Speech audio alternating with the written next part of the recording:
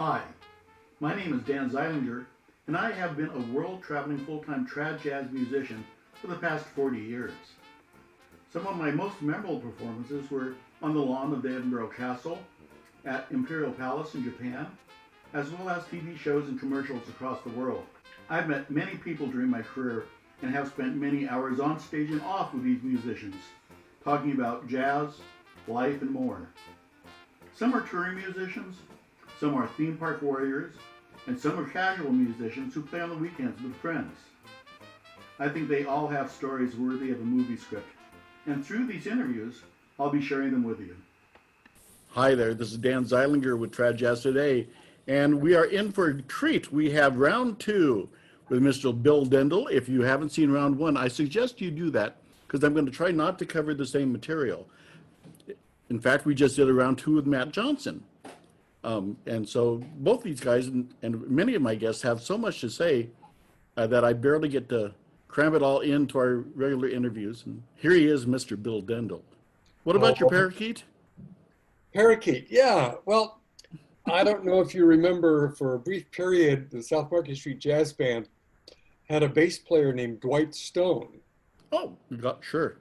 Who also played on the 10th Avenue Band after you left. He's an interesting character. And he had a pet parrot named Cisco. I could tell you about 6 stories about Cisco. I'm ready. But Dwight's suggestions, I had a parakeet. He said, why don't you try putting some music manuscript in the bottom of the cage and see if your bird is a composer? I thought, what the heck? You know, they basically pass whole notes. So I thought, you know, you could add a flag here and there. It didn't work out well. All I got were tone clusters.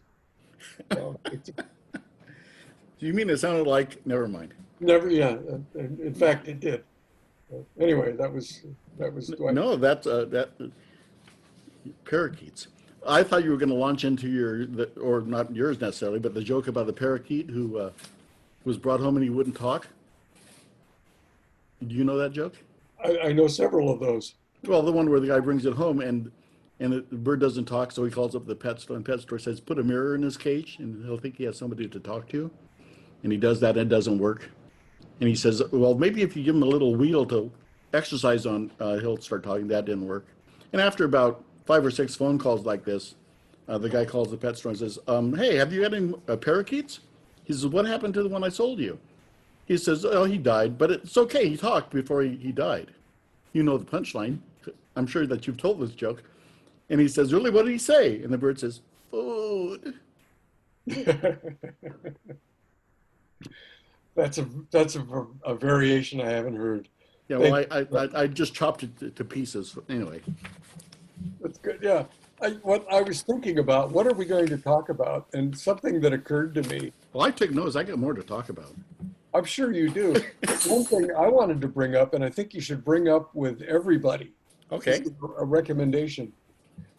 All of us who've played traditional jazz over the years have met some very unusual and odd characters. Some very strange people and very interesting people and very funny people.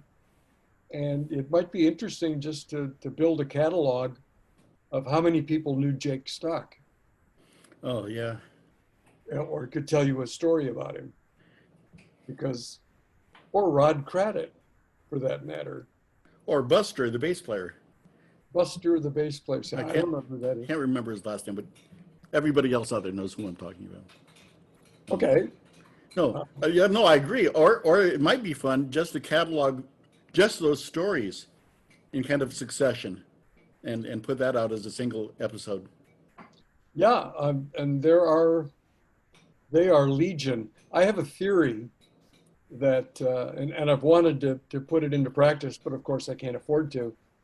I'd like to go to every musicians union local in the country, go to the office and say, who's the guy in this local that they all tell stories about? Because I know they exist everywhere. Yeah, it's true.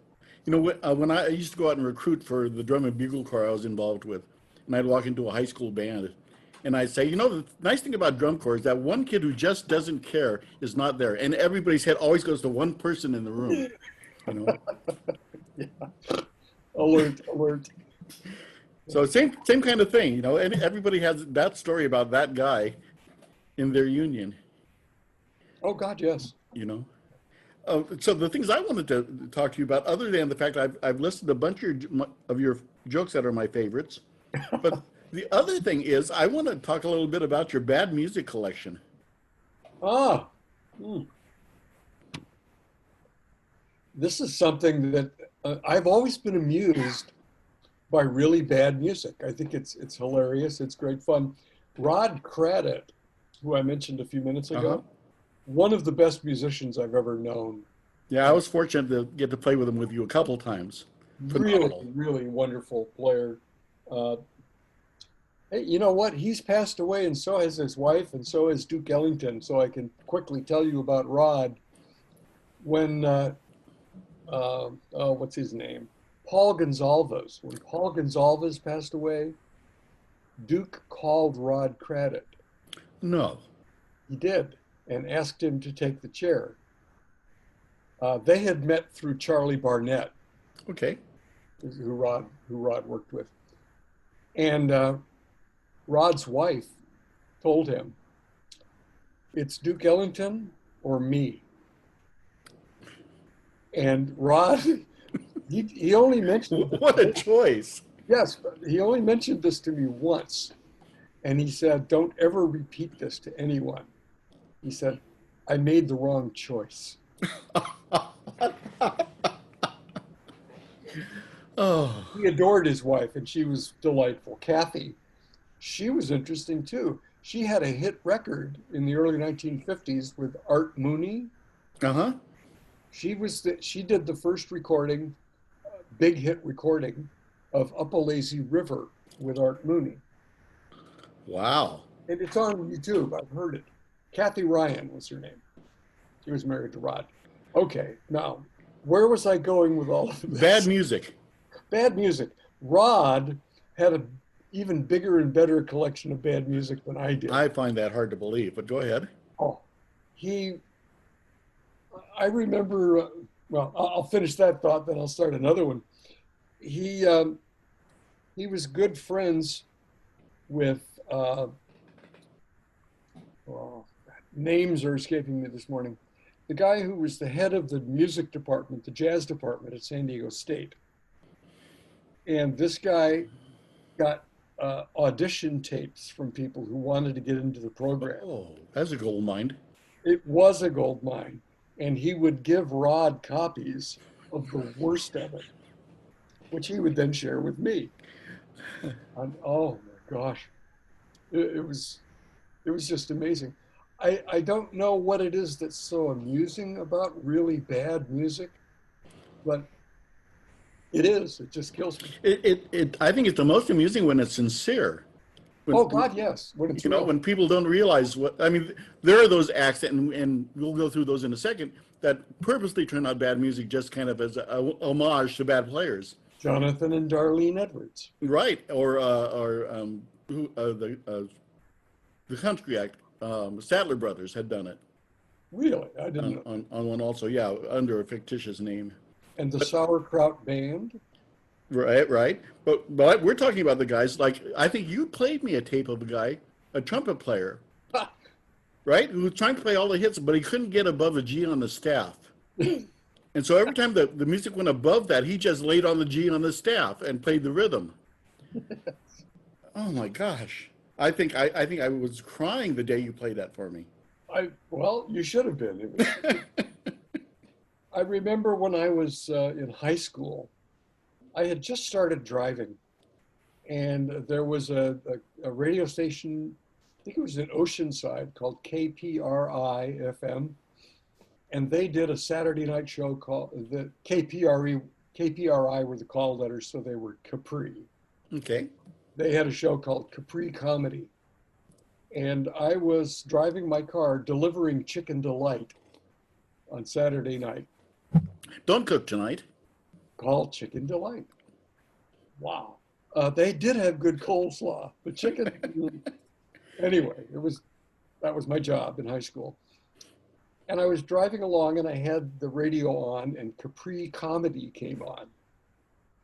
And they started with the Jonathan and Darlene Edwards recording.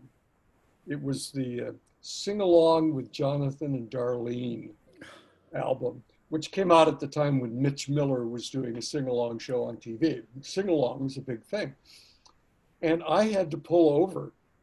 I had to stop the car. I was laughing so hard I couldn't drive.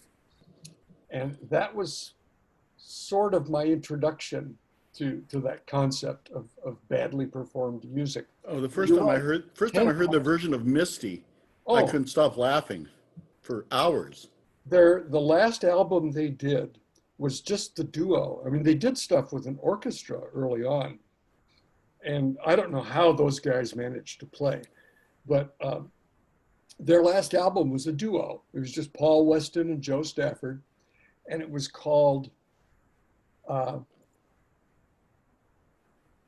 Jonathan Plays Fats, Sort of, and Darlene Sings Duke, Almost. Do you have that? You don't? I don't, but a lot of the stuff now available on YouTube, actually. Well, I haven't looked at that one. That's the one you want. Her recording of A Train is the greatest thing you have ever heard. A lot of people don't understand how hard that is to do when you're a good musician, when you're a good singer like Joe Stafford was, and to sing just almost there, you know? I have a hard time. I'm sorry. What I like about these interviews is I get a fact to actually talk to people.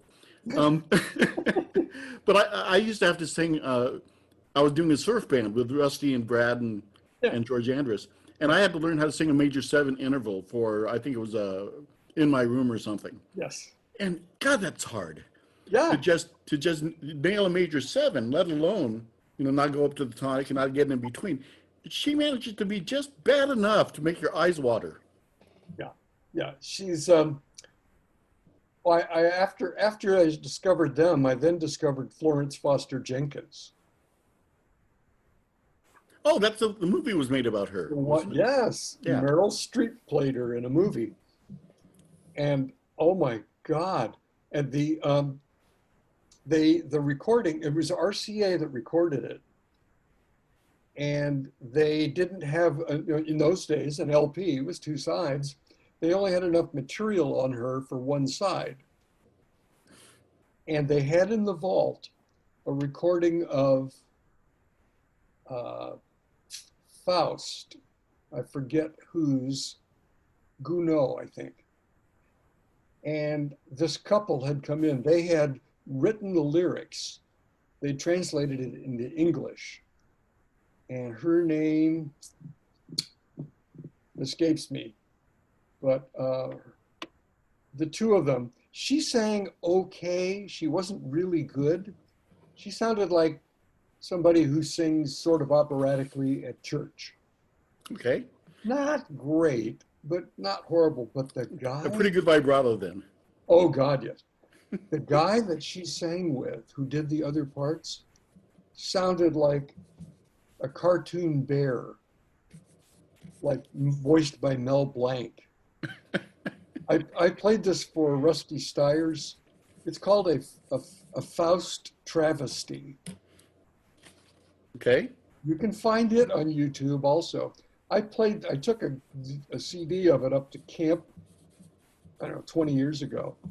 I played it for Rusty Steyers and it almost killed him. He was laughing harder than I have ever seen. He was crying. He was inarticulate. It was a mess. But a Faust travesty. You can find that. I'll maybe the names will come back to me. Well, that's okay. I'm making notes here. Which reminds me, those of you who are watching this, you need to write these names down. It's Jonathan and Darlene. They had a last name they used too, right? Edwards. Jonathan and Darlene Edwards on YouTube. You've got to hear the stuff we're talking about. Anyway, it tends to be funny to musicians. Yes. And if you listen to it and you don't see what's wrong, we'll talk later. Oh, You remember a trumpet player named Stu Cooper? sure. Stu Cooper had an uncle named Ray who used to come and visit for a couple weeks in the summer because he lived in the Midwest somewhere, and he liked to come visit Stu in San Diego in the summer. And Stu, his uncle played the piano very much like Jonathan Edwards. Add a measure here, drop a beat there, don't quite get the right chord, play an arpeggio that just sort of peters out. One of those kind of guys. And so Stu thought that his Uncle Ray would find that hilarious. So he played him a recording of Jonathan Edwards playing Nola. And he watched his uncle, and his uncle sat there very intent, listening. When it was over, he turned to Stu and he said, "Stuart, that's the best pianist I've ever heard." I understand, but I'm sure that his uncle was trying to just be conversational or approval of whatever he didn't understand. No, no. It may not have been the best piano he thought he ever heard of, but he was trying to be kind to his. It matched his concept of how piano was supposed to be played. So he loved it. Oh God! Which brings us to the point of perception is everything. Oh God, yes. It's all personal. Everybody. There's another one. I think Rusty played it for me originally. Maybe it was Brian, of a bunch of guys who played bebop tunes, and they were marketed as being a couple of Mexican brothers, but it was really studio players playing these tunes in halftime, and then it was sped up to real time. So it had that really wild vibrato, and I bought it. You know, they said, "Hey, listen to this, Dan." I mean, that's really funny. It's not real, you know. Wow. But yeah, I know. I used to. When I spent, of course, I spent a lot of time at your house, commuting between San Diego and Buena Park at the time. Mm-hmm. That you played a lot of this stuff for me, and people, look it up. Look this stuff up. It is honestly entertaining. And there are things that I have that no one else has that I could share with you. There was a singer in San Diego who I actually got to work with for 2 weeks. He somehow booked a gig at the Sheraton Harbor Island Hotel, a nice venue, you know, kind of place where traveling executives stayed. And Jerry Fenwick got the job to put the band together. So he hired Dwight Stone and me and a drummer named Kirk Arnold, and Jerry played keyboards. Anyway, the singer, I'm not going to mention his name because, you know, sure, he's probably still around, but he had an interesting flaw. He sounded like Frank Sinatra. The quality of his voice sounded like Frank Sinatra. That's where the similarity ended. Just the sound. And one night, anyway, I have his audition tape, you know, his demo. I played it once in my car. I had a van, and we were driving to the festival in Lake Havasu. Rod Craddock was sitting in the back seat, the second seat. And I could see him in the rearview mirror. And I put in this tape of this singer. And when the singers scat sang on the bridge of "'Tis Autumn," Rod disappeared from view. He was literally on the floor of the van, helplessly, gaspingly laughing. Anyway, we played this gig for 2 weeks. This guy was unbelievably awful. One night he was singing "Send in the Clowns." Oh my. And there was a long table of a bunch of businessmen, and they were laughing hysterically. And the guy actually stopped singing, and he said, "What are you laughing at?" And they all said in unison, You. He had no idea. And, Uh, uh, and he was a delightful guy, very nice, just had no idea. I think you and I have talked about I when I was traveling all the time, I was in a hotel lobby and there was a piano player in the hotel lobby, and he just played everything wrong. Changes, melody lines, rhythms. I mean, they were just barely recognizable. And I walked up to him. I said, "You realize that those aren't the original chord changes?" And he looked at me. He says, "But it's my arrangement." Okay, there you go. How do you can't answer that? That's Um, one of the musicians I knew who was kind of an oddball was a trombone player in San Diego, and he just played wrong notes. He just played badly. And whenever someone would call him on it, he'd say, "Hey, man, it's modern harmony."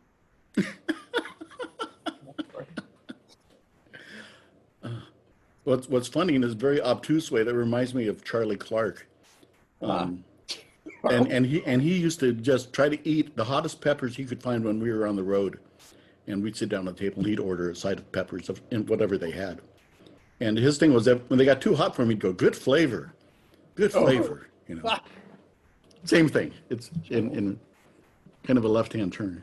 you made me think of Charlie Romero. Okay. Did you know Charlie Romero? I met him once. I hadn't really got a chance to play with him. He was a dentist and a really good clarinetist. And I used to use him on the South Market Street band when Larry Oakman was not available. He would sub. And anyway, we all got to know him. And he would show up. He was this very handsome, well-off guy, drove a Mercedes Gull Wing coupe, Ooh. quite a ladies' man. The unfortunate reality was that he was married. One night on the gig with South Market Street, I said something to Dale Sari. I said, I met Charlie's wife, and she's really pretty, a blonde. And Dale said, no, she's not a blonde. She's a redhead. Larry Oakman said, Charlie Romero's wife? Well, she's a brunette. And we all looked at each other, and we realized. And then I did meet Charlie's actual wife, who, and I'm sure other people have had this experience, she was way more attractive and nice than any of those other women. Charlie. We're back to perception, aren't we? Perception. And the flawed character of traditional jazz musicians. Well, I think, under, I'm trying to figure out a really eloquent way to say that, but we're all flawed in God's eyes, of course. That wasn't very eloquent, but that's all I got. Well, it's true. It's true. None of us is perfect. I was talking to Tom, Mr. Tom Kubis, Mm-hmm. and I was telling him that he had the unfortunate distinction of being around for all of my major failures in my career. Okay. And that's a bit overstated, but he was in Orange Coast College when I brought in my first big band arrangement that was just awful. And I basically felt like I got left out of the room. Not in fact, but that's how it felt as a kid. And he was at my first Dixieland gig. He was on reeds, and I had never played anything before. And I was watching him and those guys play, and Brian looked down at me and says, "Go get your tuba. Our bass player didn't show up." And so my very first time trying to play jazz was with Tom on reeds and Brian and Larry Wright on banjo and all these guys, and they called Sweet Georgia Brown, and I haven't even, I was a big band lead trumpet player at the time. So Tom had, and then when we did Southern Covered Band, he was on staff at Golden West College and saw that. So all of these things, and he's still nice to me. It's amazing. Yeah. Anyway, he's a great guy. He is a really wonderful man. He's been such a good friend over the years. I remember the year we got him up at Mammoth. He was wonderful. And you know what he did there? My wife's son was a camper that year, and he had been writing songs. And he had written something really nice. And I said, show this to Tom. He showed it to Tom. Tom looked at it and went back to his room and wrote a big band chart. a whole chart of this song that Shelley's son Ryan had written and mailed it to him. And it showed up in the mail. And I looked at it and I said, Ryan, you understand you can't afford this? You know, this is, but he liked the song. And so he took the time and wrote a nice chart, which Ryan performed with the, what was it, Cosumnes River College Jazz Band. And it was wonderful. Tom, I could probably tell you 16 nice stories about Tom being a good friend and being a good guy. Oh, me as well. Yeah. I'll give you one. He was Steve Allen's music director. Oh, that's right. And Steve had written a whole bunch of Dixieland tunes.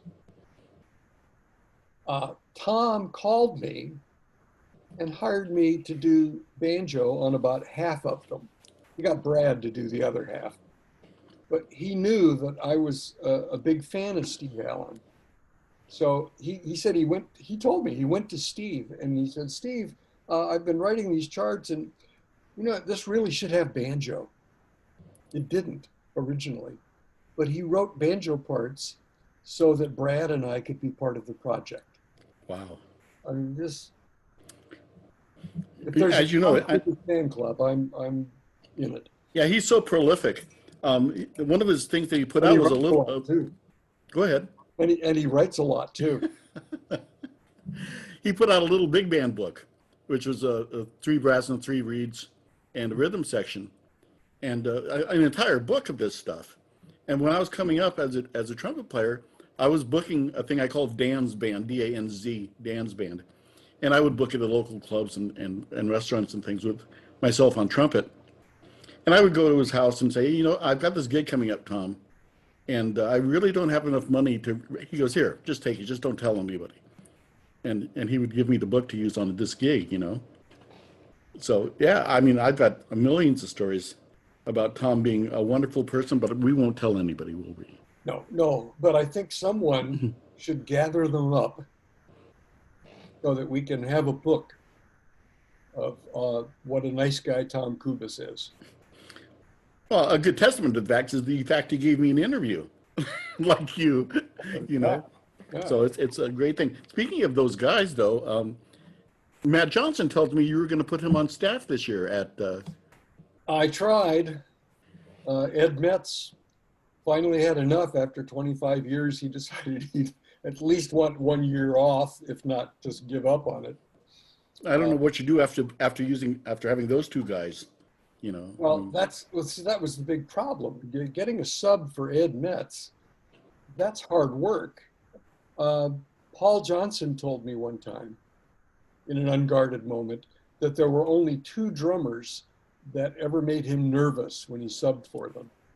And that was Jeff Hamilton, the real Jeff Hamilton. Sure. And Ed Metz.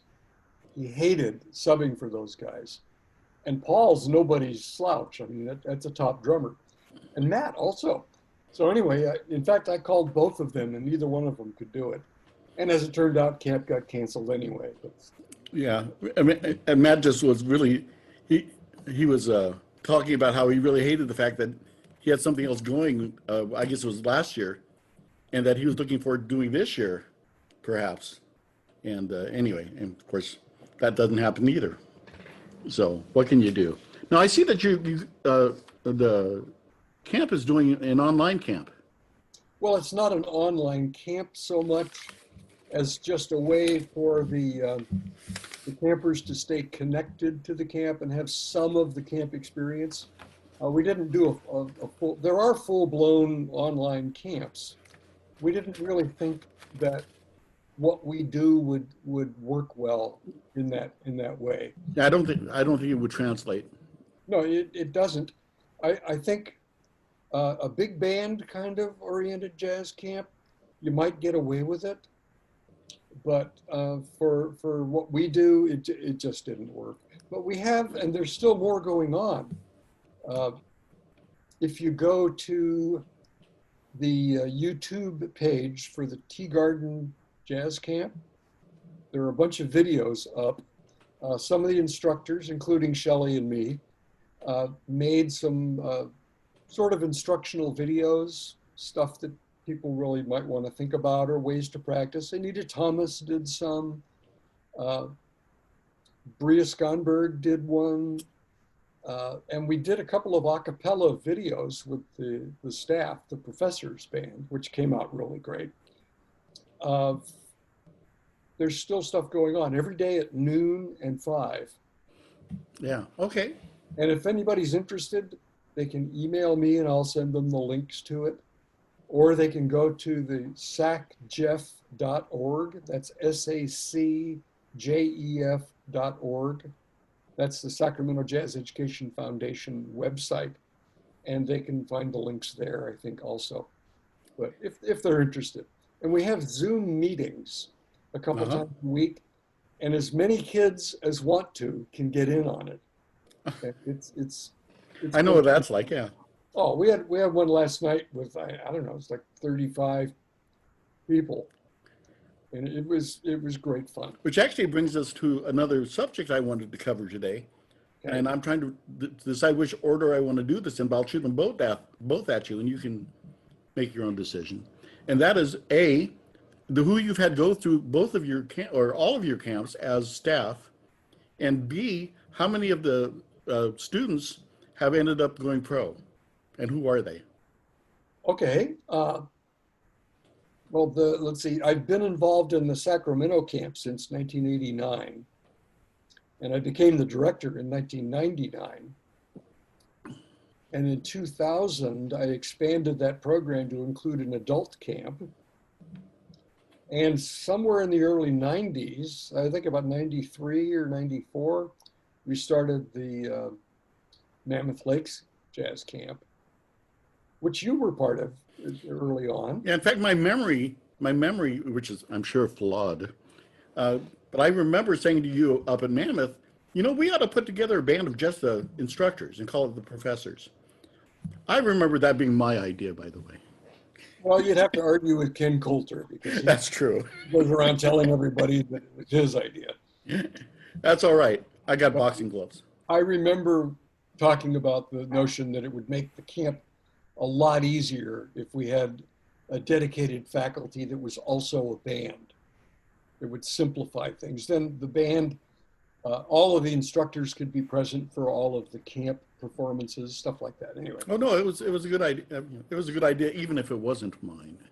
Yeah, and it started out working just fine, and then it fell apart.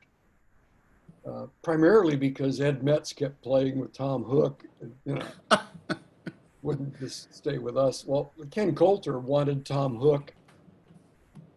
As an instructor? What's that? As an instructor or just as a guest? No, as at the festival. Oh, okay. And Tom Hook wanted Ed as his drummer. So it caused a little problem. Anyway, who went to camp?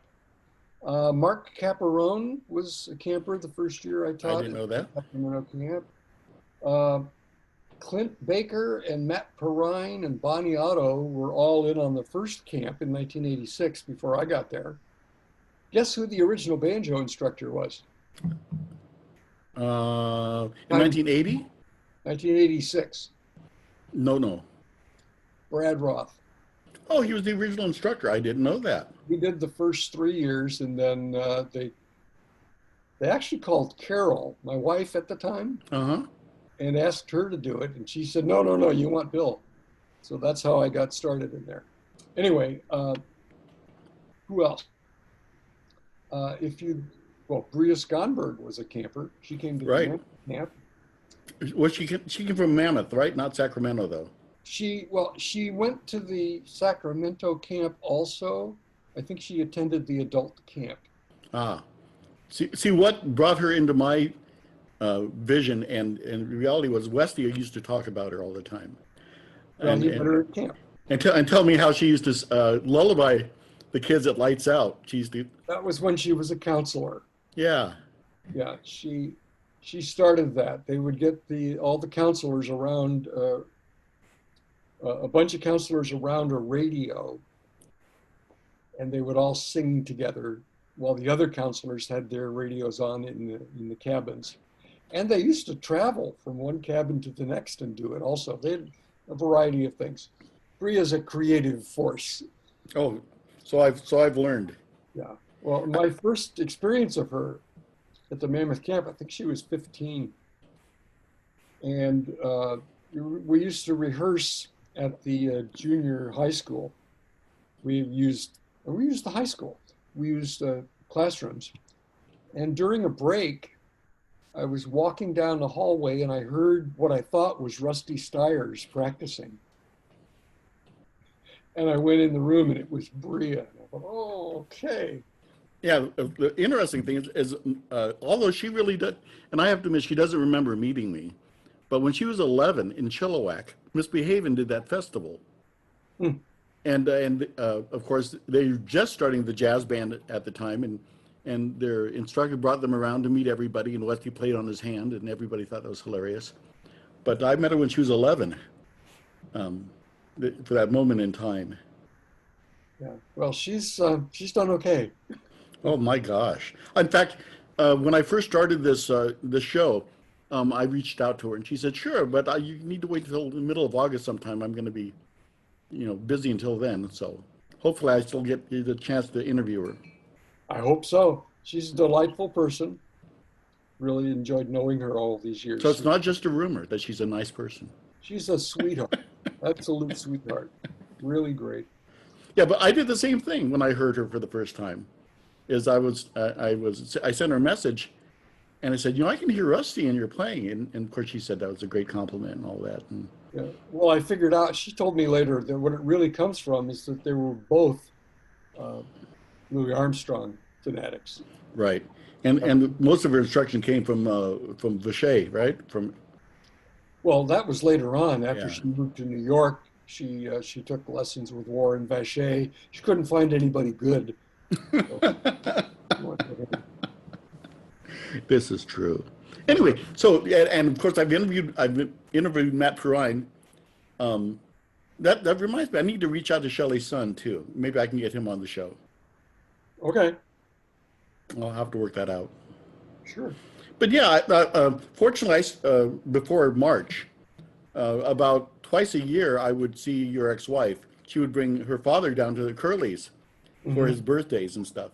And so that's always a nice surprise when they show up in the audience. Yeah, yeah. I love Ed. He's a great guy. That's a wonderful man. So other jokes. Let's see. I wasn't going to let you get out of here until Oh, there's a memory that you may or may not remember. We were in Mammoth playing, and you were on the microphone, and all of a sudden the fly comes down and sits on your hand. Do you remember that moment? No. Because I looked at you and I said, "Bill," and you said, "What?" Like I always do. I said, "It's a dragonfly," as in Bob Draga. Yes. And you gave me that look right there. Just shut up, Dan. Stay in the back line. But I constantly, that's one of the things I'm infamous, is my, who was it? I'm sorry. Katie Kavera. We've decided on her interview that what's problem with me is I have Tourette's, but it manifests itself in humor. That's an interesting idea. Tourette's humor. I know that I had the same experience with you that Westy did. When I'm on the mic, you're back there and you're saying things. And the thing that I could do, I think, a little better than Westy was filter it. Yes. He would just go, and you owned him. It was hilarious to watch because he'd say it and then he would just And you'd realize what he said. realize what he said. The first band you saw me with, which was that Orange Peelers band at the Ivy House Oh yeah. in Laguna Beach, that leader, John McCormick, he had no filter. And everything I said went right over the mic. It was to the point where I felt sorry for him. It just, anyway. And I don't do it intentionally. I really don't. People don't understand that I'm not trying to one-up anybody or be silly. It's verbal diarrhea that comes out of my mouth in the form of humor. It's called logoria. Loboria? Logoria. Logo. Okay, explain. Well, logo, actually, it has to do with words. Logoria is the spewing of words. Okay, I didn't realize that logo meant words. Well, in this case, it does. I don't know. Look it up. Tell you what, Hey, I rely on you to be my linguistic expert. So, well, I'm going to do a real quick Logorh. Uh, I'll misspell it, it'll correct it. Okay, logoria means a tendency. Oh, where'd you go? Oh no, what happened?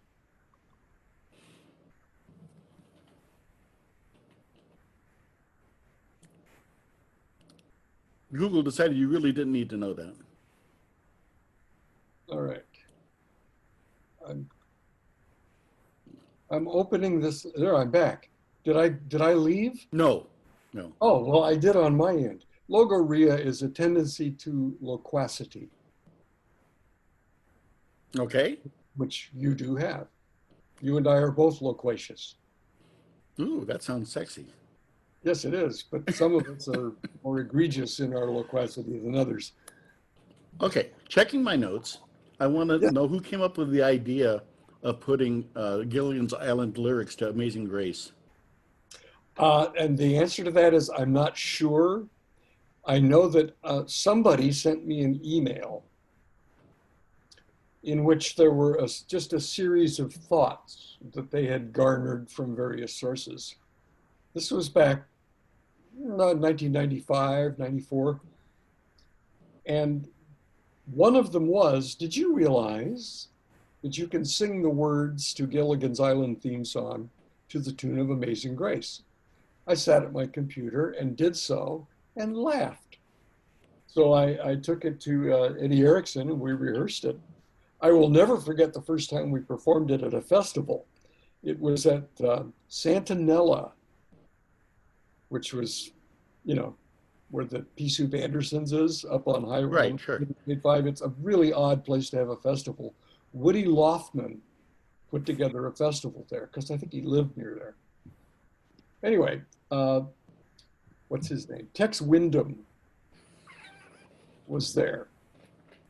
And this was one of the first festivals that Eddie and I had done as a duo. And a lot of the musicians came by to see what we were going to do. And we did, it was Sunday morning. I said, we're going to do a gospel number for Sunday morning. And we started that and we sang it as well as we possibly could. You know, Eddie's a really good singer. I worked really hard to do my part well. Yeah, you And had it in harmony, right? we did it in harmony Yeah. and very straight. And as we did it, you know, just sit right back and you'll hear a tale. I'm not going to sing. Oh, Just sit right back and you'll hear a tale. Nobody's there yet. But as we get farther into the lyrics, it was like watching lights go on all through the audience as people understood what was happening. Tex Wyndham was somewhere in the middle of that. He didn't initially get what was happening, but when he did, it almost killed him. usually when you guys hit 3-hour tour, all the lights come on, Yeah, yes. in the audience. By then, everybody got it. But that first time, because we stayed serious, it fooled a lot of people for longer than it should have. It's a wonderful bit. Oh, absolutely. And I've come up with others since. I realized that if it worked with those two, it has to work with other songs. And Big Mama Sue Croninger and I spent time once at a festival talking about that and trying to come up with other songs. And the best one we came up with was House of the Rising Sun. Sure. The lyrics you can sing to that are Mary Had a Little Lamb. Okay. Okay. I can see that. And if you do it with a real rock and roll ethic. That kind of a Joplin thing. Oh, it's hilarious. That works. Okay, you can have it. It's yours. Yeah, I had a chance, as you know, subbing for Westy with Big Mama Sue a couple times, Mhm. which is where I really got to know Eddie and stuff. But good stuff. Good, lots of memories. Lots of good memories there. Yeah. So speaking of Eddie, Speaking of Eddie, yes, we haven't much. I was at several festivals where he was altered a bit, and you would call Minute Waltz, and you would play it so fast that he had to really scramble. And Well, I always wondered if that was part of the bit or if that something you kept pulling on him. okay. Uh, Now, your memory of the Minute Waltz is a good one, but the details are a little off. Yeah, that's what I thought. I did not play. Eddie accompanied himself on that. It was a total solo venture. And the problem was that, as you know, Eddie enjoys an adult beverage on occasion, As do a lot of us. any occasion. And I don't know if you were present. I think you were at, yes, Medford, Okay, yeah, I was. George Probert For was in the Pete's room sake, Bill, what happened? when Eddie did the Minute Waltz, and it crashed. It was the Hindenburg of Minute Waltzes. It crashed, it burned, it smoked, it was the worst. And that almost killed George Probert. He was laughing so hard because Eddie wouldn't stop. He kept trying. Yeah, For those of you who don't know who's watching this, and I say this almost in every interview having to do with something. First of all, I'm surprised you're watching this, but you should. And Eddie used to sing the lyrics to the Minute Waltz. You know, actually Barbara Streisand did that on one of her albums. yes, that's Where where how most people know it, but he would do it so fast that it was inhuman. There we go. well, and when he was actually doing it a lot, he nailed it. He actually could sing it. But by the time he and I started doing festivals, it was not something he was really up to anymore. He switched over to doing Flight of the Bumblebee on a kazoo for his classical work. I also like his rendition of Stacey Bon, of course, but Yeah. And I'll tell you a funny story about Stacey Bone. He got sick and tired of doing that. Everybody kept asking him. So one night, you know that at the Sacramento Festival on the Delta King, okay. every night, the last set was me and Eddie for years. We did it, I don't know, 12 or 15 years. And it was great fun. One night, somebody asked for Stacey Bone, and he said, absolutely not. I refuse. I've done it so much. I've done it 3 times today. I'm not going to do it again. Bill, you do it. And I've never been able to duplicate this performance, but I absolutely nailed it. I did everything that he did. With a fake French and everything, huh? Everything that he did, I got it. And this was probably the most I ever made him laugh. He fell out of his chair.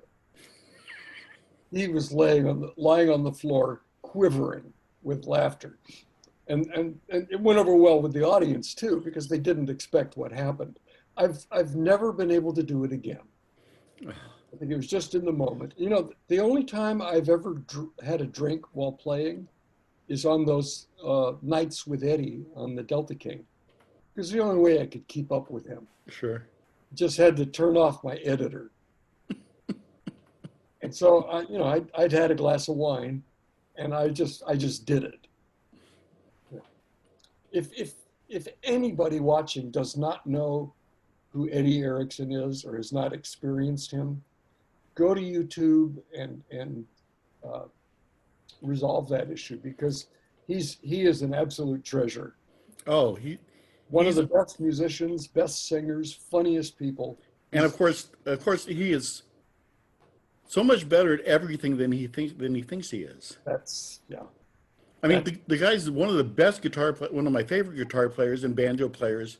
Plays pretty good cornet on top of it, and just the nicest, kindest person you'd ever want to meet, and then on top of that all, genuinely humble. Yeah, unfortunately, over humble. Yeah. I spent 50 years trying to convince him that he was really good at what he does, and I never got through to him. No.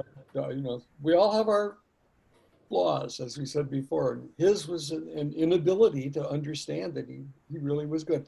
He honestly thought that a lot of the international work that he did, the high level playing that he did with Dan Barrett and people and Becky Kilgore, he was totally convinced that the only reason they wanted him around was because he was funny. And that's sad. Because yeah, he's funny. And I used to tell him, you know what, oh, not again. What happened? What do you do? Try taking your three fingers and swiping your pad to the left. Not a pad. It's my phone. No, it's my laptop. I'm going to go back and well, there I am. But I still see you during all of that, by the way. So. Oh, I'm sorry. I shouldn't have picked my nose. Anyway, Eddie's. Anyway, we were just talking. The thing that people really loved about Eddie is the fact that he didn't know it, how talented he was, and he was genuinely funny. Yeah. I mean, people who are genuinely funny. I mean, there are some of us, me included at times, where you craft things and you craft routines and you have jokes that you know are going to work. But Eddie was just, I got a better word. He was just naturally adorable on stage, especially. Well, he's not a comedian. He's a comic. He's just a funny person. One of the things that worked so well when he and I did the duo, we were very successful as a duo. People really liked it. And one of the reasons was I'm funny with words. I can tell a joke well. I can ad lib. Eddie, who does those things too, Eddie's physically funny and very, very improvisational in the moment. So this happened a lot. I would just get on the mic and describe something that Eddie was going to do that he'd never heard of before. I'd just make something up. Now Eddie's going to do this, and he'd do it. Yeah. And it would be hilarious. Yeah, I can relate to that. If that's why the none of the pliers under the piano, but that's I mean, but that, however, probably like Eddie, it's got me in trouble with leaders who don't understand that kind of humor. I've played for leaders who really work at fronting bands and crafting jokes and things, and they end up not appreciating who people like Eddie and I are, and we can't help it. Well, there are occasions, I mean, I would occasionally be angry with him. I would be doing something, he'd step on it. And it was out of a desire to make a contribution, or he maybe didn't know where I was going, or on occasion, I'd be doing something that he didn't particularly think was funny. He and I, he's fond of calling other musicians and people that he works with his brother. He likes people to, it's a way of him saying he loves you. Yes. You're his brother. He and I are really like brothers. We've known each other over 50 years. And the reason that I know that it's real is that he will actually get angry at me.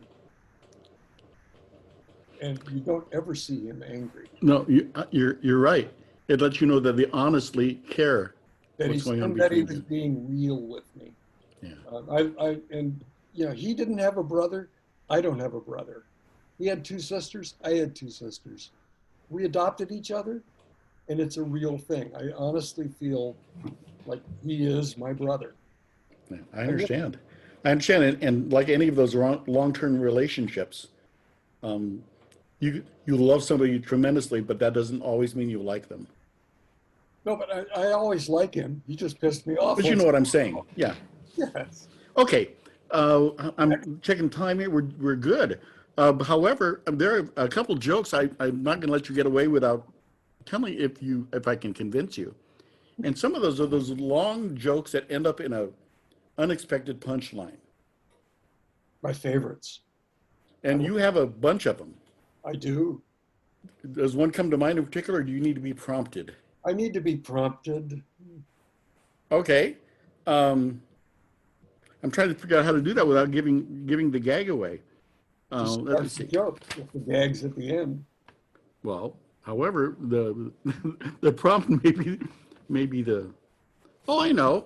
Um, Ragtime Cowboy Joe. Ah, this is a story that John Goodrich told me. I haven't told it in a long time, but it's a story of a young Italian immigrant who left uh, Italy and moved to Germany when he was young. His name's Carbaggio, and it's an Italian name, obviously. And he went to live in Germany and really acculturated totally. He became just an absolutely average, run of the mill, just like everybody else, German guy. And let's see, he got into trouble and was actually exiled from Germany, and he went to live in France, where he made his living by stealing things out of handbags or suitcases of people who were visiting the Eiffel Tower. While they were on the tower, he would loot their luggage. Then he got caught at that, and the French authorities decided, since he was poor, they said, you just have to leave France. So he stowed away on an ocean liner and made his way to the United States. And this was back in the late 40s, early 50s. Just at the time when he landed, there was he got off the ship, and there was a big strike going on at NBC, which was at the time being run by General David Sarnoff. He was the CEO. And so he saw all these strikers, and he made his way through the crowd and got into the building. And he went up in the elevator. He went to General Sarnoff's office. And he said, "Look, I just got here. I just got off the boat. Nobody knows me. I've always had an interest in broadcasting. It's something that I've always thought was fascinating that maybe I could find my way into someday." He said, "Is there anything I can do to be helpful to you during all this chaos that's going on?" So General Sarnoff said, "Yes." He said, I'm putting together a goon squad of guys to go beat up the strikers. If you want to do that, you can join the goon squad." So he did. And he broke some kneecaps and fingers and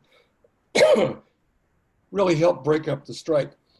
So as a reward, after he got done, General Sarnoff sent him to the radio division and gave him his own radio show. And rock and roll was just beginning. And so they gave him a show with early rock and roll. And the show was called Rock Time. But actually, I forgot to tell you, before that, the first job that General Sarnoff got him was with a friend of his whose name was Robert Harris. He had a job making sonar devices. And his company was well known in the industry. And so Carbaggio worked there for a while. Then he moved into the rock radio show, and he had his show called Rock Time. So to sum up his life, see if I can get through this, wish me luck. This average German guy who left the country and went to Paris and made a living looting stuff at the Eiffel Tower, and then went and was on the goon squad for General Sarnoff, who then sent him to work at a sonar company and then put him on the radio. He was a routine Teuton Eiffel Luton Sarnoff goon from Harris Sonar, Rock Time Carbaggio. Wow, that's a long way for a laugh. Oh. Yeah. Well, when I told it more than once every 5 years, it moved a little more smoothly. Well, I haven't seen you that long. That's true. So that's good. I'm going to test you again. Oh God. Oh yeah. Let's relate the idea of Roy Rogers. Roy Rogers. Roy Rogers, as you know, was a snappy dresser. Oh yeah. And he was particularly proud of his footwear. He had special boots handcrafted for him. One time, he rode from the town where he was living to the next town where the bootmaker lived. And this guy had made him beautiful, hand-tooled leather, carefully stitched, embossed, just wonderful boots. And as he was riding home on Trigger, a mountain lion leaped out of the path and grabbed him and started biting and chewing on his boots, which were quite sturdy, of course, and they protected him. He tried to kick it away. It kept biting and chewing. Finally, he just had to pull his gun and shoot it. And he picked up the mountain lion, put him over the saddle, rode into town. And as he was riding into town, a friend of his saw him. He walked over and he said, "Hey, Roy, pardon me, Roy. Is that the cat who chewed your new shoes?" One of my faves. See what an indelible impression you've made on this life? Right I'm here? so sorry. I don't feel guilty. We just filled an entire interview of the things that I remember with our relationship, and we really haven't hung out for about 20 years now, unfortunately. Yeah, I think the last time we were together, Shelley and I were in the LA area and we met for breakfast somewhere. Yeah, That's a long time ago. I know. I miss you. Yeah, I miss you too. Well, we can do this. We can do this for now, and maybe there's a breakfast in our future sometime. No, I want to do part 3. There's a whole bunch of stuff we didn't talk about. It's not a problem. Make the notes. I'm serious. It's not an issue at all. I'm not doing this show or this idea to make money, obviously, because I was a Dixieland musician all these years. So it's obvious I'm not interested in making money. Yeah, totally. What I really cherish are the friendships. That's the deal. That's the deal. And that's what we miss the most. Yes, sir. Okay. You take care now. Give your wife a kiss for me. Maybe we want to do something with both of you at some time. That would be interesting. Yeah, discuss it amongst yourselves and let me know how we do it. And I don't mind just a part 3 with just you, of course. I will tell her happy anniversary for you. Oh, that's right. Today is our 21st anniversary. I read that, and I'm remiss for not mentioning it. No, it's perfectly okay. If you happen to hear from Eddie, let him know I'd love to do him too. I'd love to get an interview for him. And I can't find his information anywhere online as far as contact. I sent you his email address. Yeah, I sent off a thing and never heard back from it. So I'm not sure if I typed it in wrong or what. Anyway. I'll send it to you again. Okay. All right. So you take care now. I will. Thanks, Dan. Bye-bye, sir. Bye. Thank you for watching Trad Jazz Today.